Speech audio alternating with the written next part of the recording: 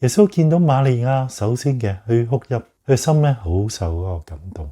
耶穌就話：你放佢喺邊度咧？嗰個屍首。咁當時咧馬大就話啦：主啊，佢話咧已經有4日嘅時間啦，應該呢個屍首已經發臭。其實意思就話唔需要做任何嘢。咁耶穌話知道佢意思，佢話咧：我豈唔係頭先同你講過？佢話如果你相信嘅時候，就必定能見到神嘅榮耀嗎？就話你帶我去啦。咁當時咧，佢哋帶去到拉撒路嘅墳墓嗰度，就叫人咧打開嗰個墳墓，跟住咧佢就話拉撒路出來，跟住講咗一句說話之後，拉撒路咧就起嚟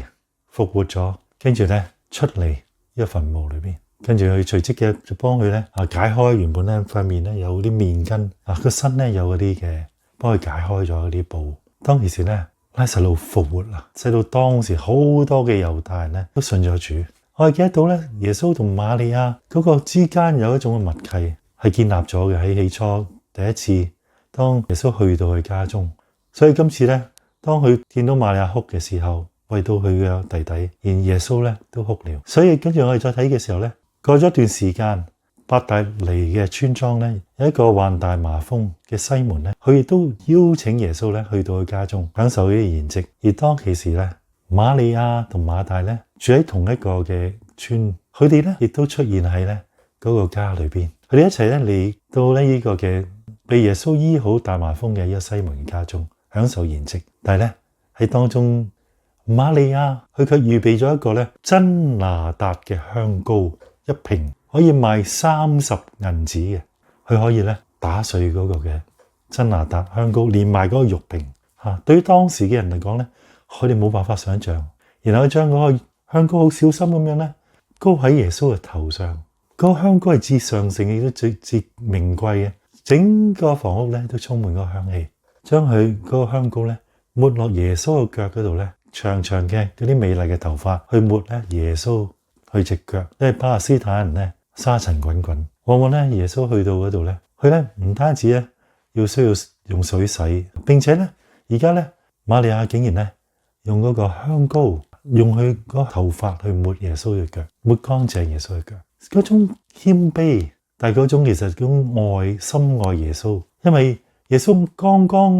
喺早陣子醫好咗佢弟弟拉撒路，叫佢從死裏復活。可想而知，對瑪利亞嚟講，佢真係知道佢係神嘅兒子。賣主有一個嘅門徒，當其時咧就話：哇！呢個香膏可以賣30嘅銀子咧，周濟窮人，何讓咁浪費啊？所以當佢講呢番說話嘅時候，耶穌咧知道聽到嘅時候，耶穌話：你唔好難為佢，佢係預先為我咧安葬咧，將呢啲嘅膏咧抹喺我身上。咁我哋就明白，原來瑪利亞咧喺佢心裏邊咧，佢知道佢因為聽過耶穌咧將嗰個嘅心事咧講過俾佢聽，可能佢早過門徒知道添，因為門徒知道咧耶穌會受苦。但係咧，耶穌會釘十字架，會為佢捨命咧，係去到咧比較後期，差唔多咧，佢哋先至咧有少少迷迷糊糊咁樣咧去聽，甚或乎咧佢哋唔能夠接受。但係相反瑪利亞咧，所以耶穌話佢係為我將要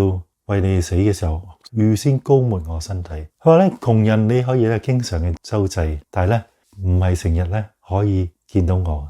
所以咧佢而家所做嘅係盡咗佢嗰個能力可以做嘅，呢個係一件美事。並且咧，當你傳揚我嘅福音嘅時候，喺普天之下，無論傳到去邊度，都要述說咧瑪利亞所做嘅事。佢而家為我做一件嘅事，好紀念咧瑪利亞。其實耶穌知道我哋嘅心，我係一言一行，每一日嘅生活，無論你做緊啲乜嘢，耶穌知道。其實我哋有幾多時候，我哋全神專注喺耶穌度，通過佢嘅說話，去更加親近耶穌，好似咧瑪利亞咁樣面對面耶穌，坐喺耶穌嘅腳前，並且咧擁抱耶穌嘅腳，祈求佢嘅幫助，以致咧能夠咧睇到身邊嘅人咧得到醫治，好似佢見到弟弟拉撒路復活一樣，亦都見到咧喺呢時候耶穌咧嘅稱讚，耶穌嘅肯定。就算瑪利亞將所有積蓄喺嗰刻獻上，其實係合情合理。願意我哋咧做基督徒嘅時候，好似一伯大尼嘅瑪利亞一樣，得到耶穌嘅心，擺上至好嘅，從耶穌身上得到最好嘅福分。耶穌話冇人能夠奪去，連耶穌都話：瑪利亞，好好嘅擁有呢份福分。所以我感謝神，讓我哋都做一個咁有福分嘅人。